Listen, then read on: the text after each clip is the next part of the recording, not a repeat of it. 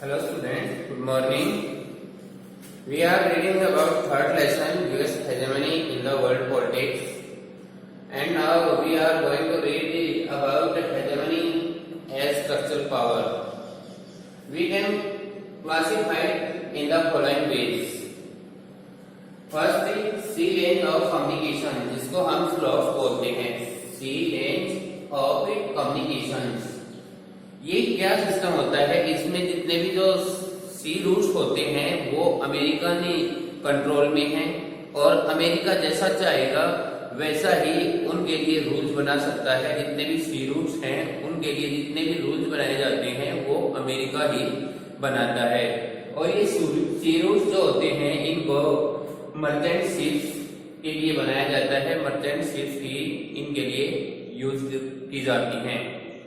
फिर है internet. Internet जो है इस पर भी डायरेक्ट जो है वो अमेरिका का ही कंट्रोल माना जाता है. और इंटरनेट जो है इसके बारे में हर कोई जानता है कि इंटरनेट जो है आज कितनी इंपॉर्टेंस रखता है. और जितनी भी हमारे ग्लोबल नेटवर्क जो है वो इंटरनेट के जरिए ही पॉसिबल है. तो जितना ग्लोबल नेटवर्क ऑफ सैटेलाइट जो है वो इंटरनेट के माध्यम से ही चलता है. तो थर्ड पॉइंट जो है ये दिया गया है, the US share of the world economy remains an enormous 28% and US also accounts for 15% of world trade. जो आज वर्ल्ड की इकोनॉमी है, वर्ल्ड की इकोनॉमी में जो सबसे बड़ा हिस्सा है, पार्ट है, वो अमेरिका का ही माना जाता है. और वर्ल्ड इकोनॉमी में जो पार्ट है अमेरिका का वो 28% अकेले का है. यानी कि अमेरिका का जो टोटल पार्ट है वर्ल्ड इकोनॉमी में वो अकेले का 28% है. और अगर वर्ल्ड ट्रेड की बात करते हैं तो 15% अकेला वर्ल्ड ट्रेड जो है वो अमेरिका करता है. नेक्स्ट पॉइंट जो दिया गया है वो दिया गया है, US have started the academic degree. USA ने एक एकेडमिक डिग्री शुरू की थी जो आजकल मोस्टली सभी देश कराते हैं, जिसका नाम था MBA, masters in business administration. यानी कि ये डिग्री जो है ये अमेरिका ने ही स्टार्ट की थी. अगर स्टार्ट करने वाली अगर ईयर की बात करते हैं तो अमेरिका ने ये 1900 में स्टार्ट किया था और 1950 में जो दूसरे देश थे उन्होंने भी स्टार्ट कर दिया था. फिर आता है hegemony as soft power. Hegemony soft power के रूप में तो फर्स्ट पॉइंट इसमें दिया है, to dominate world even in defence of cultural dimension by movies TV serials. America ने वर्ल्ड पर अपना इंप्रेशन जमाने के लिए क्या किया था कि जो टीवी सीरियल्स हैं या मूवीज हैं उनके मीडियम से क्या किया था कि भाई उन्होंने दूसरे देशों के कल्चर पर अपना इंप्रेशन डालना स्टार्ट कर दिया था. नेक्स्ट दिया है life style of US being adopted by many countries like eating stuff like living way etc. तो इसमें क्या है कि जो अमेरिकन कल्चर है उसका प्रभाव दूसरे देशों के लोगों पर भी देखने को मिलता है. और बहुत सारे आदमी ऐसे हैं जो वेस्टर्न कल्चर को अपनाए हुए हैं. और जैसे कि उनके खाने का स्टाइल है, उनके रहने का स्टाइल है, उनके पहनने का स्टाइल है, वो सभी अमेरिकन जैसा दिखाई देता है. तो अमेरिकन जो कल्चर है उसका इंप्रेशन दूसरे देशों के लोगों पर भी पड़ता जा रहा है. उसके बाद है English language is increasing by greater speed. जो इंग्लिश लैंग्वेज है उसकी वर्ल्ड में बहुत ज्यादा आजकल डिमांड होती जा रही है. और वर्ल्ड की जो कम्युनिकेशन लैंग्वेज है वो इंग्लिश ही मानी जाती है. और इंग्लिश जो है उसका दिन प्रतिदिन बहुत ज्यादा बड़ी स्पीड के साथ इंक्रीजिंग वो होती जा रही है. उसके बाद है everyone is attracted toward the US culture. हर कोई यूएस कल्चर की तरफ अट्रैक्ट होता जा रहा है. The blue jeans developed by USA. आजकल हम ब्लू जीन्स पहनते हैं और ब्लू जीन्स जो है वो अमेरिकन ही मानी जाती है. उसकी सबसे पहली शुरुआत जो है वो अमेरिका ने ही की थी. उसके बाद due to it India culture is decreasing with a much speed. American culture यानी कि वेस्टर्न कल्चर जो है वो दिन प्रतिदिन बढ़ती जा रही है. अगर इंडिया की बात करते हैं तो इंडिया में जो बोलने का स्टाइल है, रहने का स्टाइल है, खाने पीने का स्टाइल है, वो वेस्टर्न का ज्यादा बढ़ता जा रहा है और इंडिया की खुद की जो कल्चर है वो डिक्रीज होती जा रही है, वो दिन प्रतिदिन नीचे आती जा रही है। उसके बाद है constraints on American powers। constraints on American powers, इसमें क्या है, people of the USA think that due to US government policy the terrorist attack in increasing day by day, so they want to change in the policies। American जो people है, American जो public है, उसका मानना ये है कि American जो गवर्नमेंट है उसकी पॉलिसी जो है वो सही नहीं है और अमेरिकन गवर्नमेंट की जो पॉलिसी है उसी के कारण ही जो टेररिस्ट अटैक होते हैं वो अमेरिका में ज्यादा होने स्टार्ट हो गए हैं। तो जो अमेरिकन पीपल हैं वो चाहते हैं कि भाई जो अमेरिकन गवर्नमेंट है वो टेररिस्ट अटैक से बचने के लिए उसे अपनी पॉलिसी को जो है वो चेंज कर देना चाहिए। नेक्स्ट है the US main power is NATO but in future NATO can destroy, so US hegemony can go down.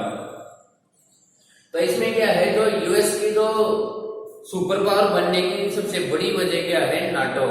जो मतलब यूएस कंट्रीज है यानी कि नाटो जो है उसमें जितने भी कंट्रीज शामिल किए गए हैं उनकी वजह से यूएस जो है आज सुपर पावर बना हुआ है। लेकिन नाटो जो है ये ग्रुप कभी भी डिस्ट्रॉय हो सकता है, टूट सकता है और जैसे ही नाटो जो है वो खत्म हो जाएगा तो यूएस हेजेमनी जो है वो भी अपने आप ही खत्म होती चली जाएगी। It है a system of division of powers among the three branches of government।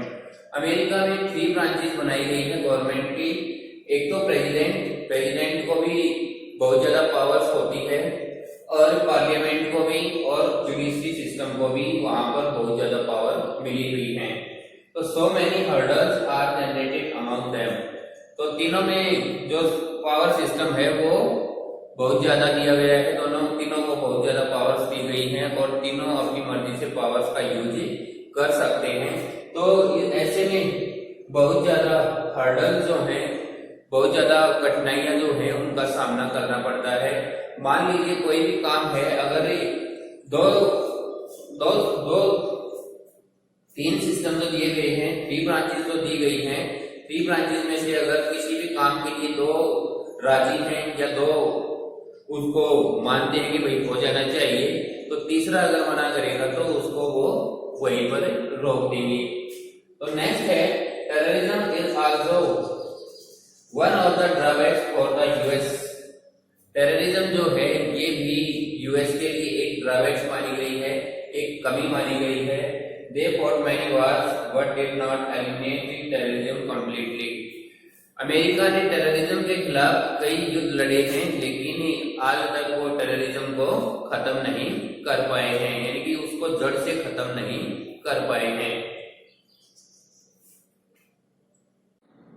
इसके बाद है India relationship with the US. India के यूएस के साथ रिलेशनशिप कैसे हैं और इंडिया जो है अपने रिलेशनशिप यूएस के साथ कैसे बढ़ाता है।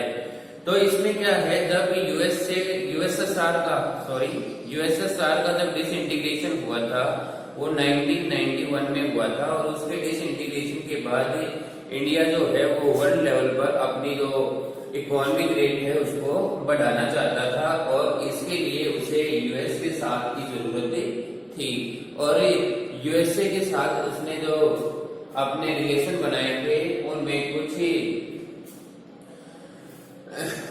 फैक्टर्स ये हैं। तो उनमें से कुछ फैक्टर्स जो हैं वो फर्स्ट जो दिया गया है, the US absorb about 65% of India's total exports in the software sector. America में जो सॉफ्टवेयर सेक्टर के लिए एक्सपोर्ट किया जाता था वो इंडिया से ही किया जाता था और वो लगभग 65% किया जाता था। उसके बाद है 35% of the technical staff of Boeing is estimated to be of Indian origin। Boeing नामक जो जगह है अमेरिका में, वहां पर जो टेक्निकल स्टाफ है, टेक्निकल स्टाफ वहां का 35% जो है वो इंडियंस ही है, यानी कि बोइंग में जो टेक्निकल स्टाफ है वो 35% इंडिया से है। उसके बाद है 3 lakhs Indians works in silicon valley.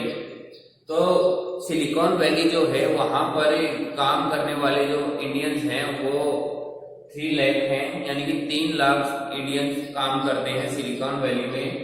फिर है 15% of all high tech startup are by Indian American. 15% high tech में काम करने वाले हैं इंडियन अमेरिकन के द्वारा ही काम किया जाता है, यानी कि जो 50% है ऑल हाईटेक में वो सारे के सारे इंडियंस और अमेरिकन ही पाए जाते हैं। इसके बाद है how can hegemony be overcome, कि हेजेमनी पर काबू कैसे पाया जा सकता है। सबसे पहले किया गया है to overcome hegemony there are different strategies developed by analysed. तो इसमें क्या है, जो हेजेमनी है उसको ओवरकम करने के लिए अलग अलग जो स्ट्रेटजीज हैं वो अपनाई जाती है एनालाइज के द्वारा। उसके बाद as the bandwagon strategy reveals to extract benefits by operating within hegemonic system. तो ये जो बैंडवैगन स्ट्रेटजी होती है, ये नीति जो होती है उसमें क्या होता है कि जो भी सुपर पावर है या हेजेमनिक सिस्टम जो है उससे बचने के लिए क्या होता है कि कोई भी देश से छिप करके जो भी काम करता है या फिर वो जो सुपर पावर होती है उसके साथ मिल करके कोई भी काम करता है तो उसको बैंडवैगन स्ट्रेटजी बोला जाता है। तो क्या होता है कि जो सुपर पावर है उसके खिलाफ जाकर के अगर कोई काम किया जाता है तो उस देश को ज्यादा खतरा रहेगा और वो उस देश पर अटैक कर देगा, यानी कि जो सुपर पावर है वो अगर उसके खिलाफ कोई भी देश जाता है, उसके खिलाफ जाकर के कोई स्ट्रेटजी अपनाता है तो वो देश उस पर अटैक कर देगा और उसको भारी नुकसान हो सकता है।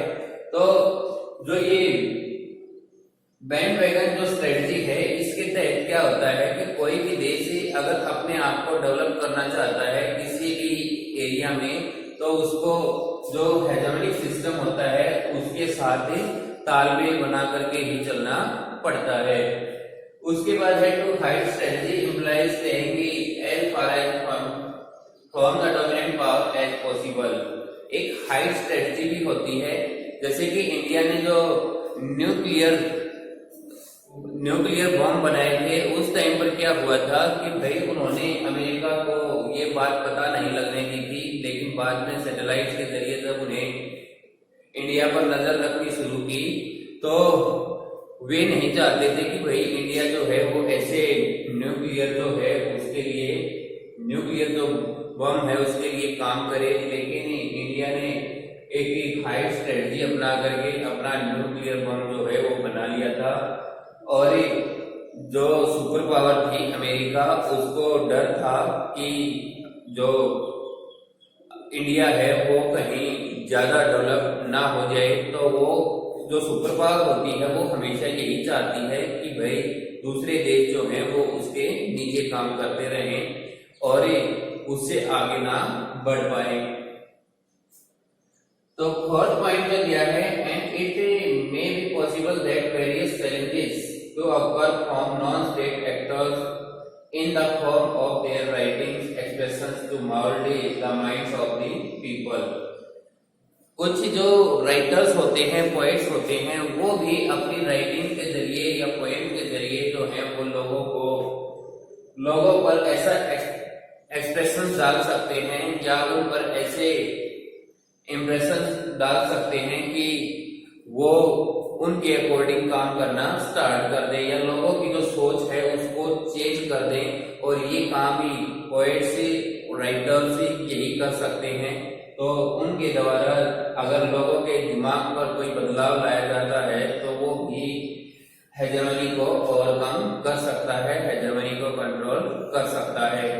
तो ये था हमारा थर्ड लेसन यहीं पे कंप्लीट होता है और इसके जो मेन पॉइंट्स थे वो हमने डिस्कस कर लिए हैं।